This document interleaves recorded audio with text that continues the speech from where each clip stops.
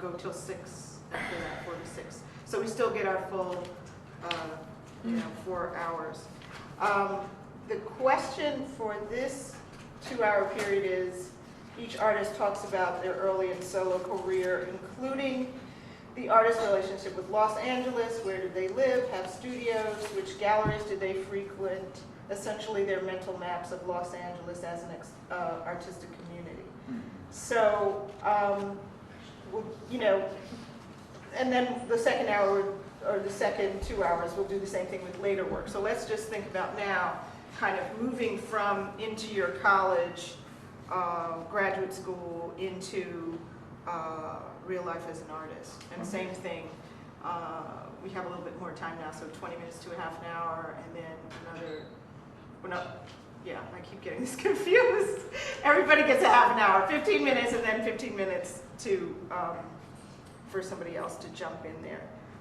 We also have images here, and if you're going to talk about something, you can hold it up for the camera just as a placeholder, and then later they'll insert it so it looks good.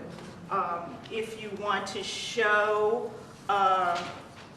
DVD, maybe you can just let us know, and then somebody can put it on. We can pop it on as quick as we can, so we can still stay within that time frame. Right. But we're going to start with Ulysses. Right. And we want to start with you kind of going into graduate school and from there. Yes. I guess, are you rolling at this point? Okay. What happened to me, actually, like I was saying earlier, I finally got into graduate school at Otis. And of course, getting into graduate school was an interesting situation. First of all, I had to convince my mom that the government wasn't going to come after her. IRS. For adjusting any kind of amounts that they may not match up with what she's told the government. And so once we got over that hurdle, I went on and accepted, getting accepted into Otis. But it was really an interesting thing happened to me, as they say, on the way to the forum.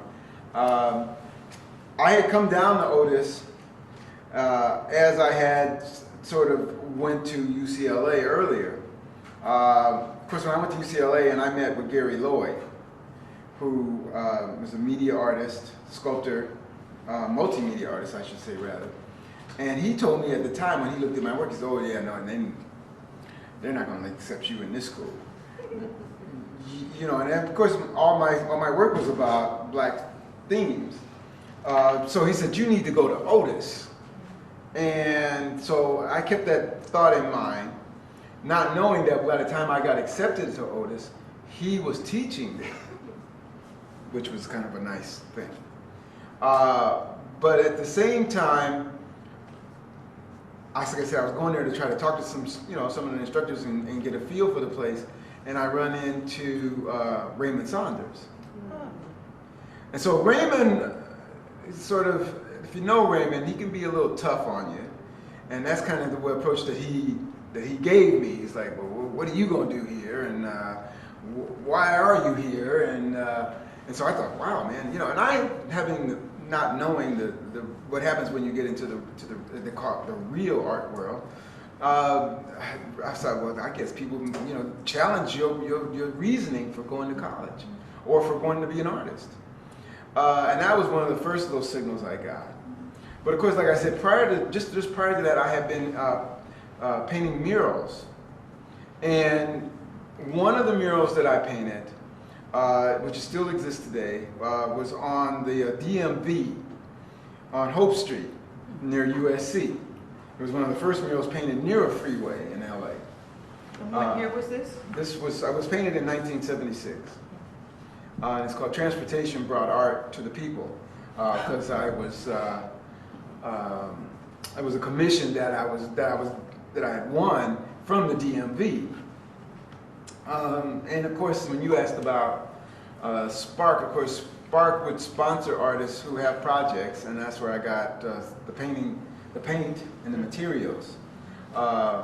But of course, a funny thing again happened with this mural. I mean, it was one of my best works, and I ran into some subtle conflicts with Ms. Barker when it was time to to get publicity for this work. And she was running Spark at the time? Yes. Okay. See, and I'll just make a note. I met Judy Barker when I painted my first mural in Venice on the boardwalk.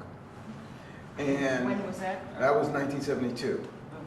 Okay. And I wrote this mural called Rat Trap. And I financed the whole thing, and it was on the head shop, and this whole thing. That's in Venice in the 70s. And basically, the mural was depicting Los Angeles sitting on this mousetrap, and that the smog was depicted as these skulls, and this whole thing, and these freeways that went into the city from the beach, because the mural faced the ocean. So if you're on the boardwalk, you look up and you're looking east, so it would be like if you're looking into LA. And of course, all the plants along the freeway were these multicolored marijuana plants. And I was sitting at the end of the road in the thinker position. And of course, nude.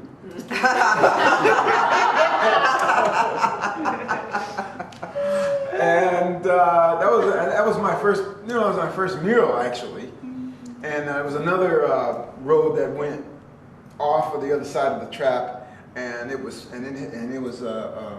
sort of like a little pop art thing. It was called Mr. Goodbar, and so that whole thing was being held up by these columns that were these figurines that were also nude. So I was trying to say that the whole society is based on this sort of loosely pornographic mediated culture that was certainly something to do with Hollywood, obviously. But the thing is, there's certain things that happen in that mural where I painted in a style where technically you're not supposed to be able to do, but I use oil paint and acrylic paint together. And of course, back in those days, since I was financing it myself, I used house paint. And of course, I was fascinated with the fact that you could get different colors in the acrylic than you could in the oil, so I just painted fast and let them dry together. And it worked for a few years. Yeah. So how did you meet Judy Barker? Judy Barker had noticed me painting this mural, and she was putting together this project in the Venice Pavilion to paint the history of Venice. And so I was one of the artists invited to work on that project.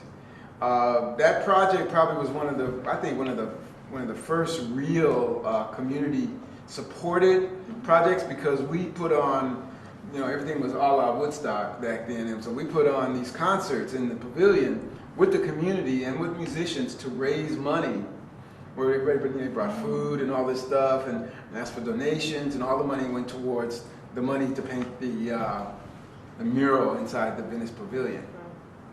Which unfortunately now doesn't exist anymore.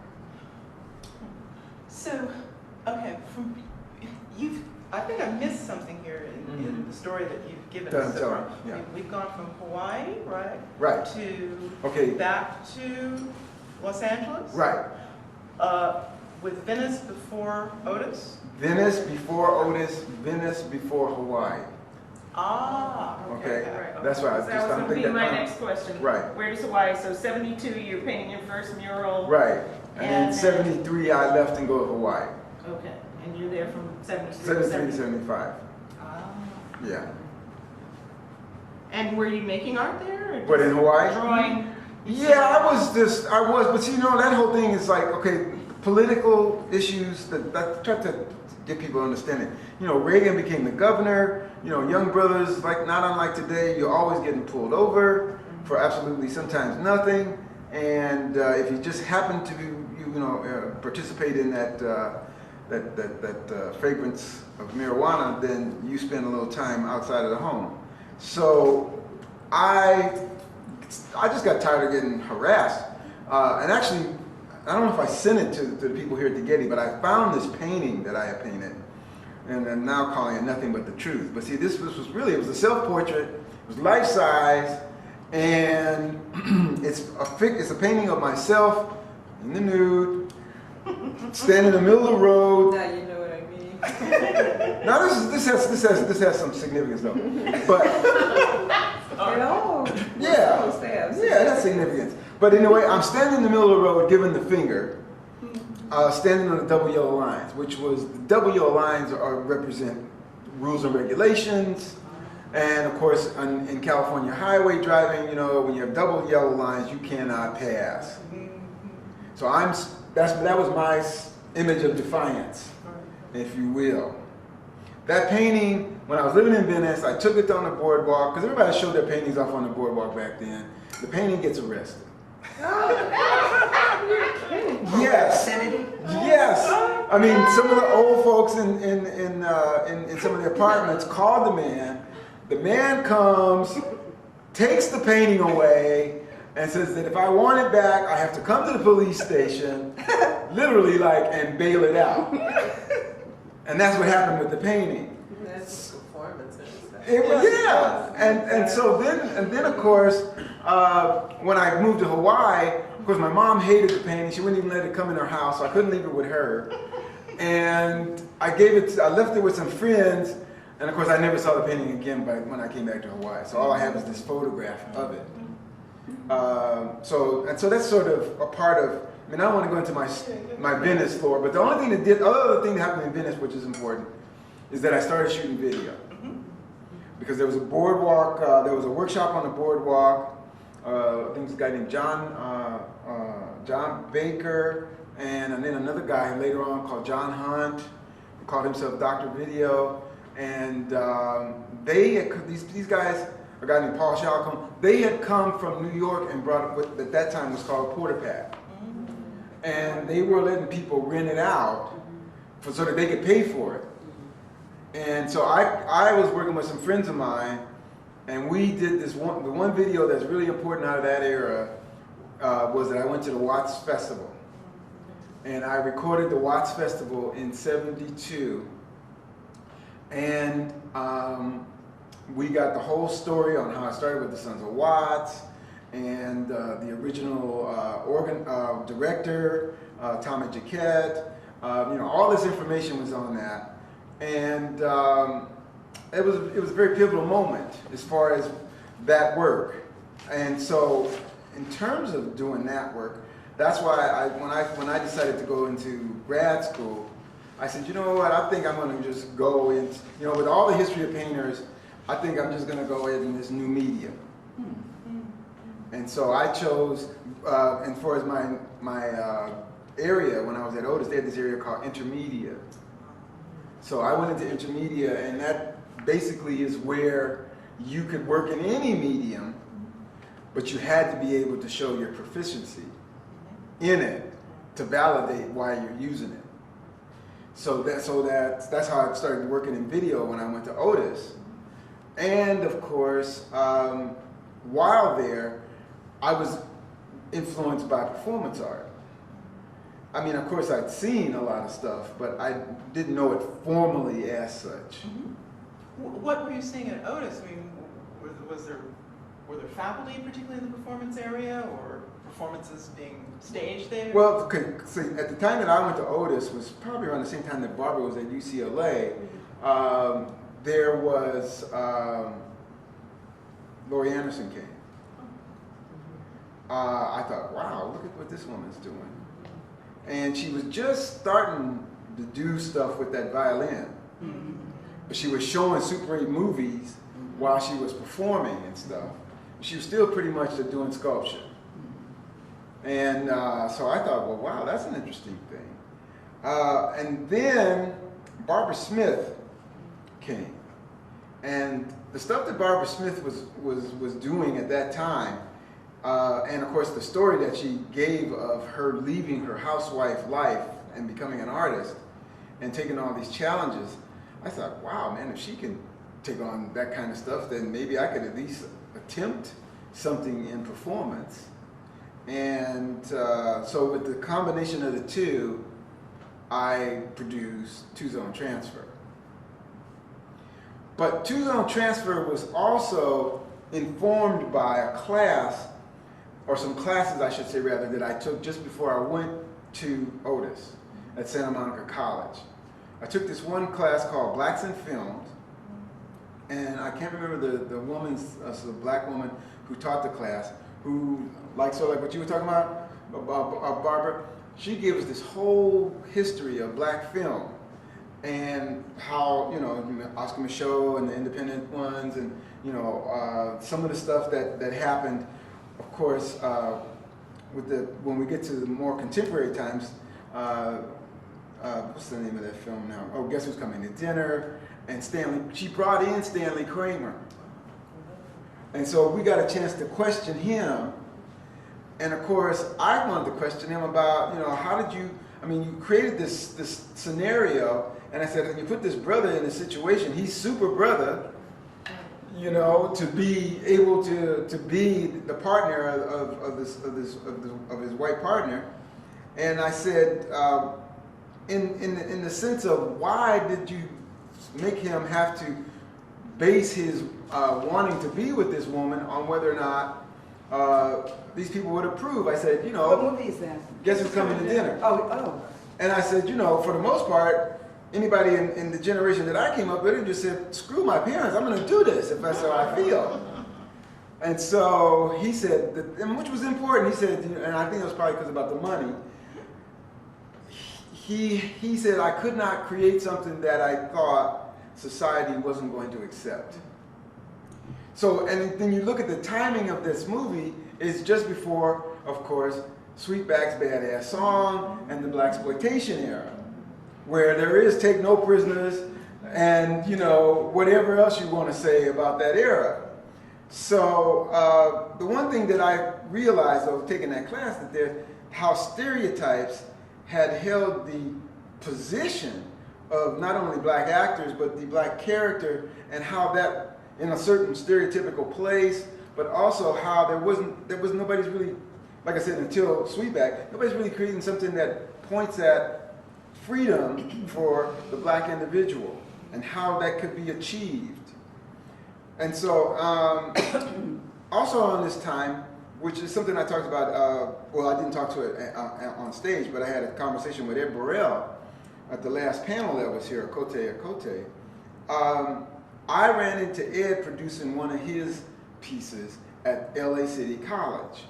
And I walked in, and of course, Ed Burrell, you know, doing Black Street Theater and Bodacious Boogaloo and all that stuff. And as he was telling me, man, we used to bring it to him at the Ash Grove. We talked about these images, and the images that he had created with this black character who was sort of like in whiteface as Uncle Sam, and actually made him look like a really kind of scary individual, wearing this with this American flag and everything. So I saw this, and he was the first brother I had known of who was working in video besides myself. Later on, of course, I would find out about Tony Ramos. But at this time, it was Ed. And so I created this video called Massive Images. When I was taking a video class, so I was taking this film class. I was taking this video class with John Sturgeon, who was a video artist in Venice. And I knew very well. We used to hang out and stuff. So this was my first performance piece. And again, I still didn't really know much about that other than delivering some kind of message, if nothing else. So I created Massive Images, which questioned the whole idea of what was blackface and what is this ideology, if you will, that gets passed off as comedy. I mean, I think this movie that's about to come out is going to have a whole bunch of these characters in it, called Sunday. Because most of that stuff I've seen in the previews is serious, stereotypical information there. You say information or inflammation? Well, it's both. Did you have some of those images in you? Yeah. Yeah, let's see if I didn't. Is there an image from? Yeah. Okay. Should be that. Okay, this is 2 Zone. Right. Well, we're going to Which comes after this. And we should keep. Yeah. Keep going. Okay. So I should show them up, or Oh yeah, we'll find the ones? you can show, but I mean, just let's get to, Yeah. let's Okay. speed up the narrative. Right. is what I'm Okay. saying. And because there's also, no, you can just show these too, oh, unless you want to show. No, I was looking to see if Massive Images was in here, but it's not. No, Okay. no, it's not on the All list, right. so. So anyway, I do Massive Images. Basically, it's pointing at stereotypical images that are about blacks in the media and blackface, and how a lot of characters still do blackface even though they don't have to wear the blackface, the corking on the face. Old Dirty Bastard might be one in terms of the reinvention of some hip hoppers don't know this history, so they tend to. It's all about the money. That's why those images are created. So after that, moving right along here in Otis, I create this piece called Two-Zone Transfer. And of course, what happened when I make Two-Zone Transfer, it also has the other three African Americans who are going to school with me: Greg Pitts, Kerry Marshall, and Ronnie Nichols. And we collaborate on my production. I mean, I wrote the script and all that, but in terms of actually producing it, we had a lot of fun and all this stuff. It basically is a narrative based on this African American individual who goes to bed. He wakes up, he's having this dream. He wakes up and there's these three minstrels sitting at the foot of the bed, and they're putting on blackface. They also happen to have on masks themselves, which are two Fords and a Nixon. And of course, the Nixon obviously is very obvious because it's the 70s and he's got booted out of the White House. The two Fords represented, one in the White House and one in Detroit. So basically, and they're putting on blackface, and I'm asking them what's up, and they're telling me, well, we've been using your image for a long time. Don't even try to put us down because we used the Irish back in England. So then we sort of go from there to the church. So I wanted to make a statement about the conservative movement that was happening at the early 70s or late 70s, and the scene opens up with Kerry Marshall with the Nixon mask playing a church hymn. And then we break from that to me doing this black preacher thing, and Greg and Ronnie are the deacons, and I do this whole spiel about Noah, and of course the whole thing in biblically about how black people got cursed by Noah because of his son Ham, who laughed at him because he got intoxicated and put a curse on him the rest of his life. And so what I do is just throw the inference in as a little sort of double whammy on the Christian things. Like, okay, if you're saying we're slaves, then I'm going to throw this back at you because of JC. We're supposed to be free of your madness. If you give us the storylines, we're not going to get to hear Okay, I'll your stop. storyline. Okay, I'll stop. Right. Thank you. You got to stop me because I get caught up. Right. I've been doing this for so long now. Yeah. So anyway, this is just a picture from Two-Zone, and it just happens to be in the live production of it. I have my niece with me as a part of a musical part of the live performance. Just saying, trying to speak to the next generation. Now, I noticed in your filmography, videography, that some of the earlier pieces, it seems to me, besides Two-Zone Transfer and Massive Images, are kind of historical in a way. I mean, talking about the Watts Festival, you have a piece which you call King David, which is about David Hammond. Right. That's this one. And you have another one, Charles White. Right. So it seems like the early ones are kind of addressing, on the one hand, with these two, Massive Images and Two-Zone Transfer, you're talking about the imagery of African Americans throughout history in terms of the film media. Now, in the other part of this section of your early work, it's kind of another way of addressing that by doing these historical pieces. Right. And I wonder, Well, how does that happen? did you see that as like two sides of the coin?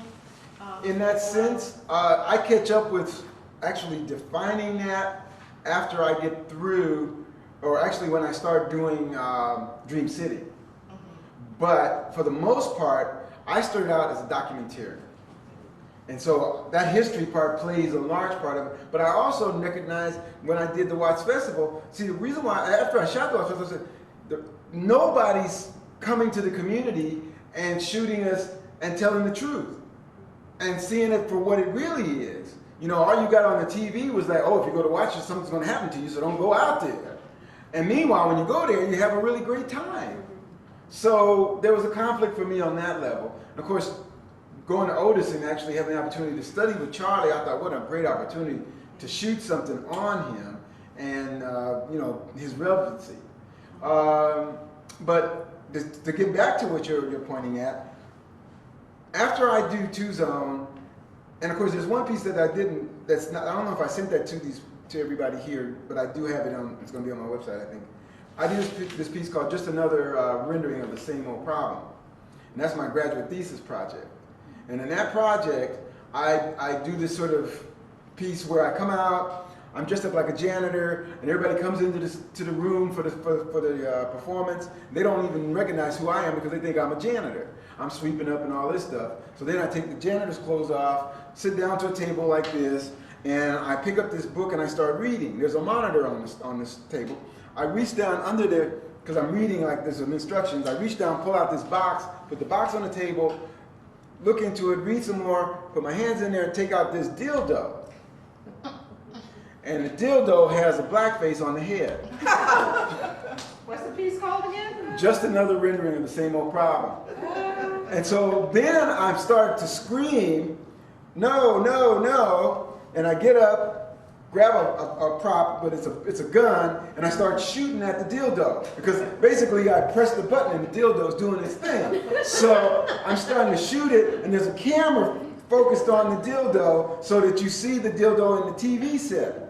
So this whole statement is about the black male as a sexual object, right? So then, as I'm saying, no, I take off my clothes, and so I've got on pasties and these little silk drawers, right? And this is a graduate school production. Right. This is what graduate school does to people. I'm telling you.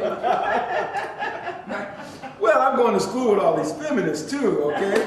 So the feminist movement's going on. So anyway, so after I shoot the thing, so all the time I practice this piece, I never shot the dildo. In the piece, I shoot the dildo falls over, and the face is looking straight up at the camera, and so you see this head going like this in the monitor, right? So anyway, long story short, the piece ends when I turn off the dildo and walk away, and that's the statement. You can't stop this thing, all you can do is walk away from it. So that was that piece. So then, after I do that piece, I do Inconsequential Doggerel. In between, actually, I do Inconsequential Doggerel, and no. Okay, I'm going ahead of myself. Okay. But about that time, I do Columbus Day Doggerel. But maybe rather than going through each piece. Yeah, I won't go through all the pieces. We're running out of time. didn't we kind of hook up then, all of us? See, around this time, when I had done the Watts Festival tape, I was in New York getting it shown at a downtown video festival, downtown community festival, and I ran into you in New York. There was some show that you were having, and I think Was it a jam? she says, yeah. Just above Midtown? Yeah, she says you might have had a show just above Midtown. This is about 1980? This was, yeah, around 1980 or so. And I met you, and we said we'd hook up when we get back to LA. Okay. And I think when we hooked up, you introduced me to Senga. And then after that, I did this piece on a small piece at my studio that I just got from Carrie Marshall called Adams v. Doggerel. Okay. I And remember that. yeah, you do remember? I think I do. Yeah, you and I and Senga. Senga was dressed like this Orisha, and the thing was I was testing the boundaries between the audience and the performers.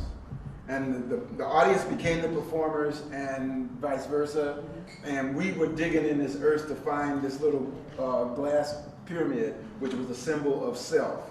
Can you find yourself? And Yeah, there should be an image. Is there? For Adams v. Doggerel. oh, really? Okay. I want to ask you generally. Yeah, here's the. You know, as you move from this kind of history, dealing with the stereotype images that kind of Right. comes out of your, in a way, comes out of your graduate school experience, dealing with the history of African Americans, but through artists, then you get into this kind of, how should I describe it? about dreams stay the place of the griot, and Right. I wonder how, moving from this idea, the stereotype, to the idea of the griot as a kind of organizing idea of your early works. Right. How do you do that, and what is the significance? Well, what happens there during that time, of course, and this is the thing I hope that, I'm sure they'll chime in on this too, that we're all having conversations with each other about what is informing our work, and we're seeing each other's work. And of course, a big influence on me during this time was the water rituals that Barbara was doing. Really. That piece just blew me away. And probably even the shopping bag. I mean, your work just like, I was like, oh my God. And That's good to know. and it made me, because on one hand, when I was at Otis, the thing that was getting at me was that, first of all of the white students were telling me, oh, you'll never have a career because you're doing that black stuff. And I'm going like, what are you talking about? And then at the other end of it, they're telling me that, you can't have a career if you're going to be doing work that's based in Eurocentric culture. So to get away from the quandary of that and to look back into the culture and try to find, and I've been thinking about it, some other work that I could not produce when I was at Otis because of the time. So that's why when I got out, I started doing these other works. And of course collaborating with, I have to say this too, before I lose my time. I was blessed or so fortunate to have met these women at this time in my career, not only because of who they are, but the work that they were doing, that helped inform the work that I was doing. That's the other thing that people have to realize. For me, you couldn't get any kind of information that we were feeding each other in the art world. That didn't exist, especially on the West Coast. So, for the most part, in that sense, I tend to think that all the work that we were doing sort of was like a school within itself, that we were able to help each other. As a matter of fact, there was a part of that time that we actually were putting each other in shows that we had this sort of little pact about, if you get a show, can you get us in? And that helped a lot for us to get things perpetuated, I thought. So back to your question though, the whole thing, see, like when I did Dream City was a major hit. When was that? That was after I did Adams v. Darwell, and that was in 1981 or so.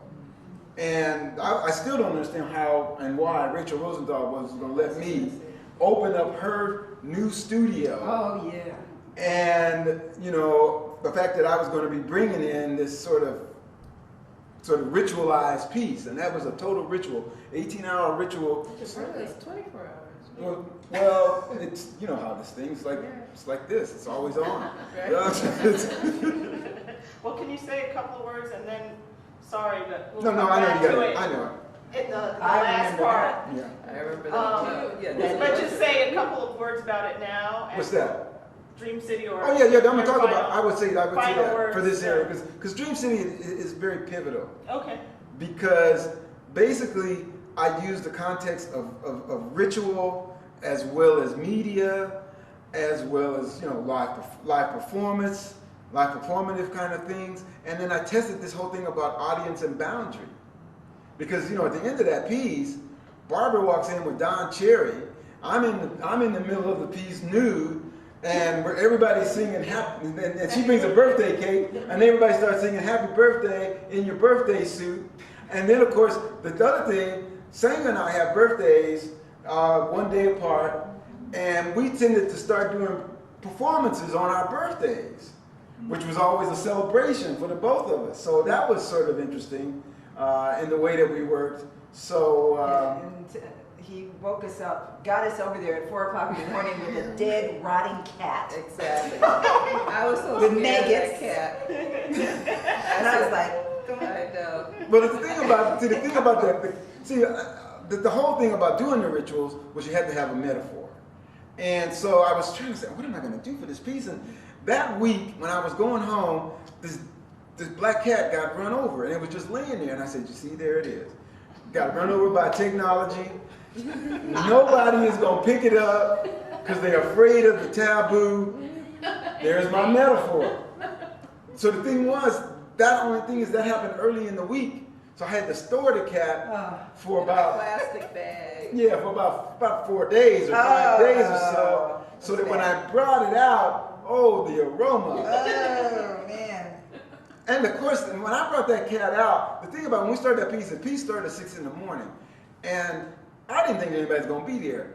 There were like these 3 nurses that were standing up there. I said, man, this is sort of cosmic. And they're, you know, I'm there with the cats, I'm nude, and the nurses are going, don't let the maggots get on you. Don't let the maggots get on you. Right. They hot for some reason. They fly. Something like that. Oh, Lord. And so, you know, I mean, that's a little bit of Dream City, because the thing that was really fantastic, 15 minutes performance every 2 hours and 45 minutes, and as the pieces were recorded, they were played back for the audience, who could buy, you know, maybe pay 1 admission, go and come back, so that by the time midnight came, there was this incredible video there that caught everybody up to what the piece meant and what was going on, so that by midnight, like I said, all the performers came back. Senga and Maren came down, and Senga was in costume and everything, and the whole thing just broke wild. It was, and it's on tape if you want to see it. Rachel. Well, let's stop here. Let's go to Barbara, because this whole idea that ritual that you're talking about, Right. and the influence of women in ritual, and the influence of shopping bag. Well, water ritual. This is the one that you Yeah. said at Let's first. say one thing about that. That also, Ulysses did a lot of multicultural things. So it wasn't Right. just black people. That's right, I should have said that. Yeah, okay. Actually, Dream City was probably one of the biggest, I think, first multicultural performances in LA.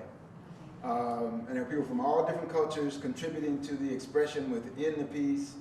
And the piece that I really want to make note of was the one that Nobuko Miyamoto did, called All Sleeping Women Awake and Rise. It was incredible. And of course, if you don't know who she is, she was in Walk on the Wild Side. She's in West Side. Oh, West Side Story, thank you. I She didn't played know a that. Puerto Rican. Right. But she's Japanese. Yeah. So that was, you know, and that piece is like really beautiful, because when she does it, Senga and Maren come out and enjoying with her.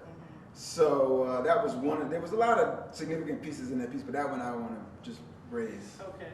It's a beautiful time. Well, let's Yeah. go on with Barbara, and I'm sure there'll be some more overlap. And Okay, Ulysses brought up a good point about, you know, ritual and the importance of ritual. And I think it came from my Catholic background, and also looking at Catholicism and saying, well, okay, Catholicism has incorporated, you know, things or co-opted things from different spiritual practices. Okay, and which is why, you know, the chanting, the incense, the hitting of, I want to say gongs, but I'm not quite sure where I got that from. But it comes from somewhere, you know, in my past in terms of dealing with Catholicism, and these things were, you know, became very, you know, active in my consciousness, and at the same time, I was like discovering who I was as a creative person, and I wanted to, you know, to really cross paths with other women who were doing, you know, artwork, and I wanted to basically have some kind of a way of, let's say, okay, fine, let's dispel anything that had been negative with us in the past, so that we can, like, you know, come together. And so at Barbara O's house, who's an actress, who's in a lot of, you know, early films, we had this kind of gathering at her house where different women were, like, you know, invited. And basically everybody was asked to bring something that was symbolic of an important thing in their life. It could be a thing, it could be a picture. And for my case, it was a picture of my grandmother, who I'd never met, but who at the time was so much around me that it was really overwhelming. And she died when my mother was 12 years old. Well, anyway, that was like the beginning of it. And one of the women who had come to that, you know, I talked to her later, and she was saying that her husband did not want her to actually ever participate in anything like that again, because, you know, it was negative, it was, you know, it was questionable, and it really, like, shocked me, because I'm going, this was you know, a way of basically saying, okay, fine, let's grow and learn from each other. Let's, you know, basically, you know, create a situation where we could, you know, move forward as creative women. Well, it just floored me so much. It says, okay, fine, I have to, like, figure out what this is all about. You know, what does ritual mean to me? and what does it mean to other people? And maybe the easiest path to understanding what it means to me is to ask other people. And that's why I wound up going first to Betty Saar. And all this was, again, it was through UCLA, because I think I mentioned earlier that the experience at UCLA was different from, I think, what your guys' experience might have been, because as filmmakers and video artists, one of the problems was access to the tools. Right. So people who basically went through the UCLA experience, I mean, even the people who had gone before us, the men who had gone there and left, like McCollough was still there, and we collaborated and did, things together, and he influenced me, and I think I influenced him. But going back to this whole idea, it's like, what does this mean? What does this mean? And so, UCLA was like this. It was like the studio, and from which all the artists, the filmmakers, basically worked. And we were able to stay there for a very long time. There was no limit on how long you could stay, because I think Charles Burnett had been there for at least 8 years or 9 years. Making Without graduating. Without graduating. And finally, he did his Killer Sheep, which now has made history. And so that was like a very different period of time. I mean, UCLA had 60mm equipment. It had sound equipment, it had lighting equipment, and for the chosen few, there was 35mm equipment. So it was like, it was you there, and you could work as long as you could, do the coursework and you pay your tuition or get the whatever it was, the grant to get, to pay your tuition. So that was the mechanism by way I was able to go around and ask people. And the very first person I talked to about what ritual meant to her was Betty Saar, and we had done a gallery walk at Jan Bond Gallery, and that was like really, pretty amazing experience. And I had, some great people helping me. I think Roger Craig Young, I think he was basically doing the cinema, he was the videographer, and just had a wealth of people who were helping. Problem, the sound was not monitored. Mm-hmm. The sound was not there. So when I go back to look at this wonderful video, this gallery walk showing all of Betty's wonderful works, there was like no sound associated with this. Okay, so I'm like, okay, what am I going to do now? What am I going to do now? So I says, well, Betty's not available. She's really busy. So maybe I need to go talk to some other people, and find out what ritual was to them, because, I felt like, well, I don't want anybody putting this negative thing on me. I want to, approach it from, if not necessarily a scholarly point of view, but from the point of view of artists who I saw had some aspects of ritual in their work, repetitive spiritually motivated movement, something in their artwork that showed that, something that was cathartic, and so that's how I wound up talking to a lot of different people, and I wound up being sort of like a documentarian, talking to David Hammonds, which was really interesting because David was the first person that I think I put on the tape, and then there were other people because I talked to Senga, and Senga was doing this incredible project. She was doing this project down under the freeway, and she had wrapped the freeway poles with her stocking sculptures, and it had the names of our sons on it, and that was like, oh my God, this is so cool, and that was like for me just wonderful. I mean, it was like when I talk about people who really influenced me, it was Betty and Senga and Zordie Hurston. And that was kind of like, it, because, and of course, Asma Zambini, but it was like, these were women who were doing really creative works. I had in common with them that I was also a mother, so it was like we had a base, and Senga was always coming up with these incredibly interesting ideas, and she would do it in such a quiet way, and my personal title for her was this quiet mad woman. Because you never knew what she was going to say or come up with, and she just it was so matter of fact. It was almost like to me the analogy is like, okay, you have this musician basically who has gone on and crafted, he's got his skills together basically, and now he's ready to do improvisation. So that's how I kind of like saw saying that. Now, what about artists? I mean, you do your film on chopping bad spirits, on artists, primarily on artists, musicians, poets.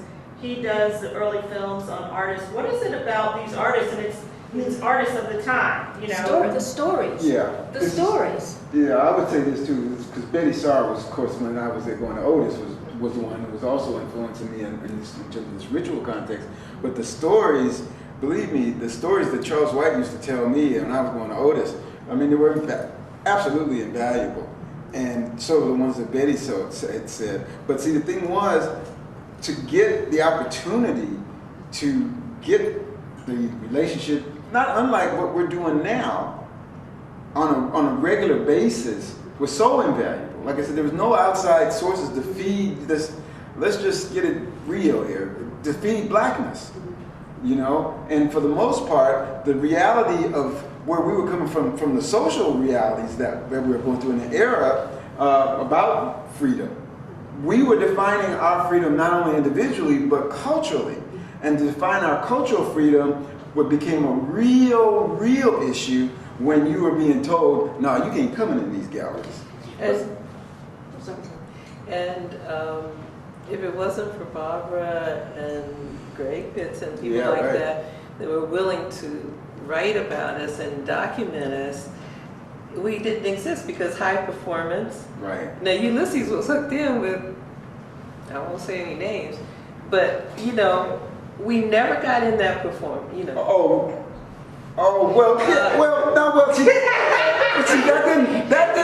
But that didn't help me get into high performance. That's what I'm saying. That's exactly what I'm saying. He was hooked into this stuff, but I mean, I got into high performance because I wrote the reviews. That's how high performance functioned at that time. Reviews of your own pieces? That's how High Performance magazine functioned when it first started out. If you as an artist could write at least a sentence that said, I did this on this day, they would publish it. So I said, you know, I need to, and that was a part of the whole conceptual art school of thought, you know, that the artist has to define himself and be the critic and all that kind of stuff. Because it took a lot just to get in that way as well. Well, of course. They never, Maren, they never did any of our stuff. No. Ever. And didn't even bother to talk and I just want to add to that, but when, and you can have it back, Maren, but see, when they did start having people writing, they did not write about us. So That's now, right. so go ahead. Well, I was just going to say, the only person I ever remember writing about anything we ever did was Francine Farr. Oh, Yes. Oh, well, Yes, right. exactly, and we were really trying to cultivate Francine Yes, exactly. to help us get this Exactly. out there. Yeah, It wasn't hard to cultivate her. She was interested. Yeah, she No, I know, but I'm just making it. But she had, saying it that way. she had a logical interest in what Right. we were doing.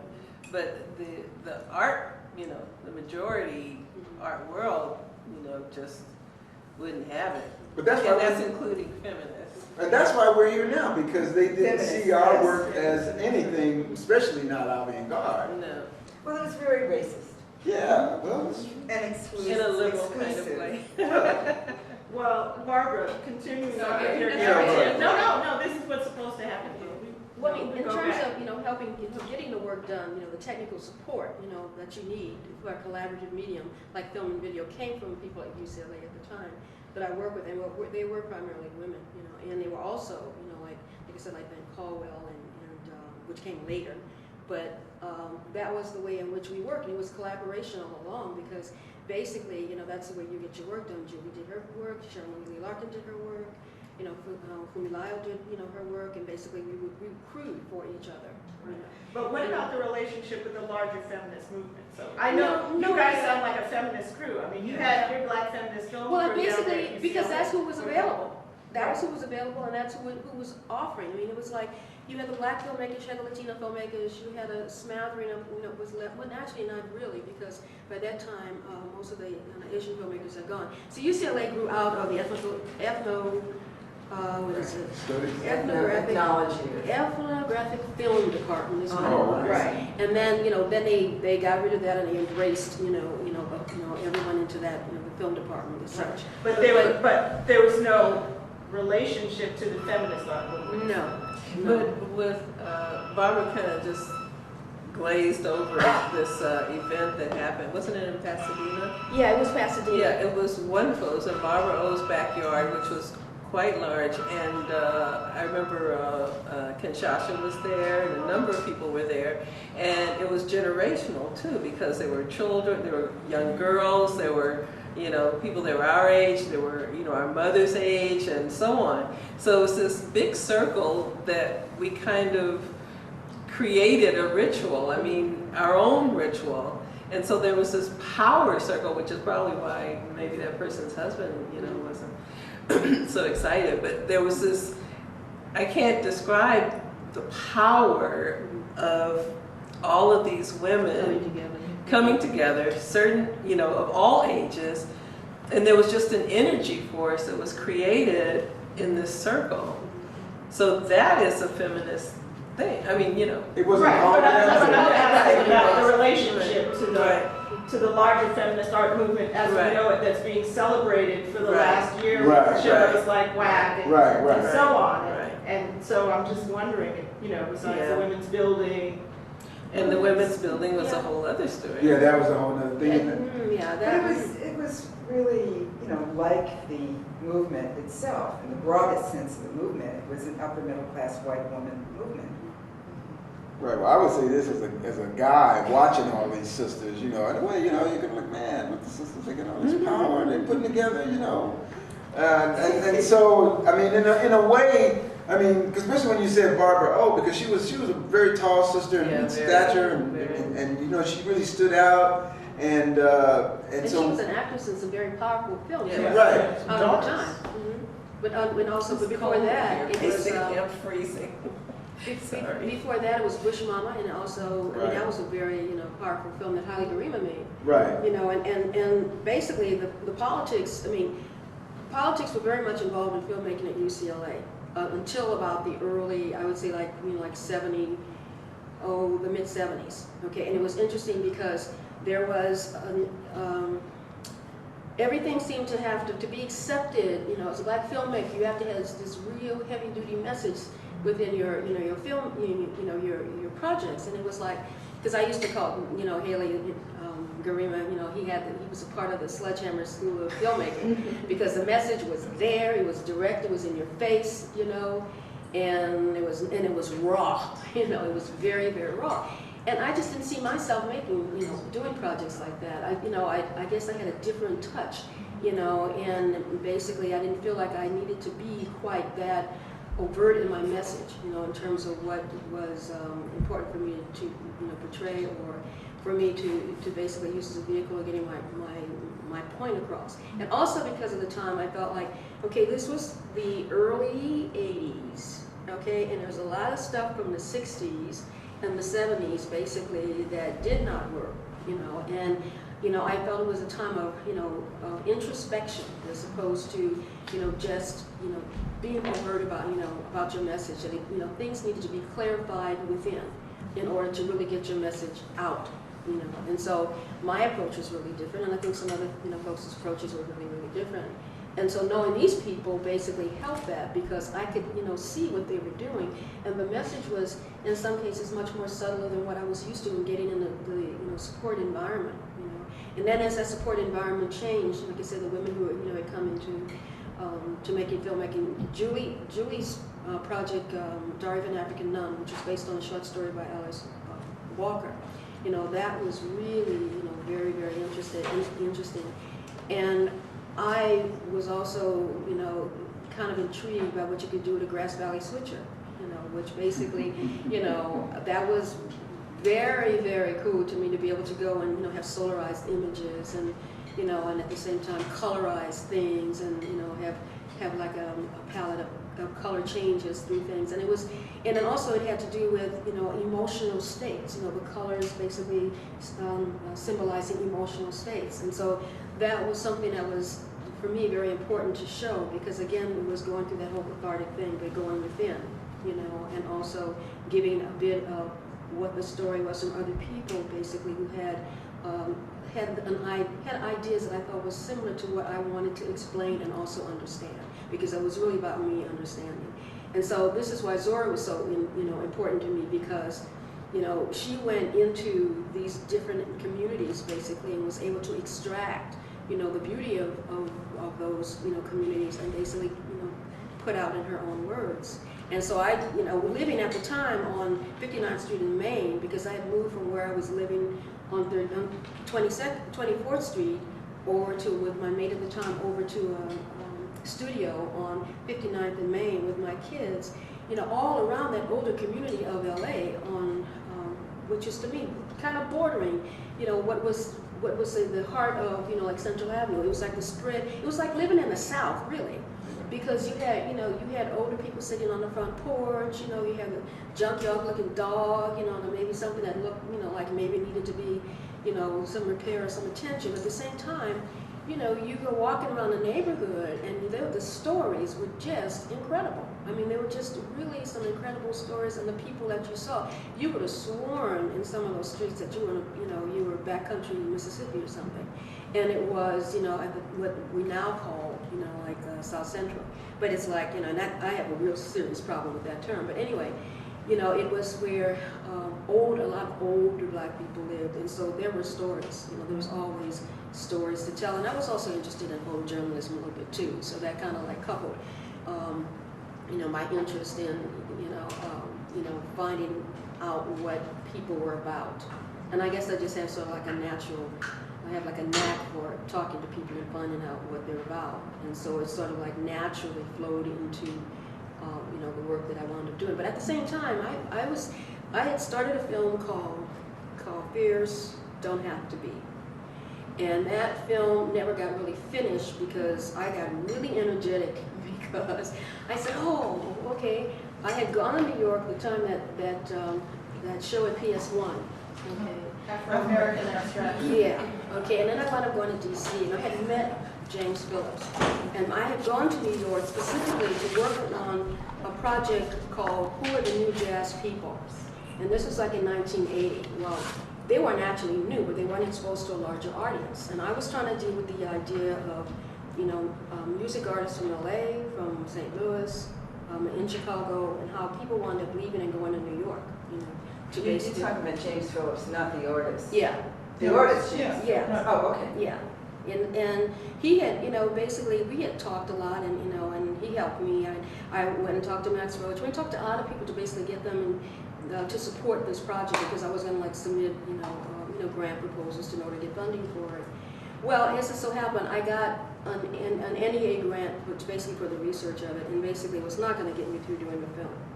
So I was, you know, energetic. Okay, I had all this other stuff happen, I had fears, and I'm going to start this project on Horace Tapscott, you know.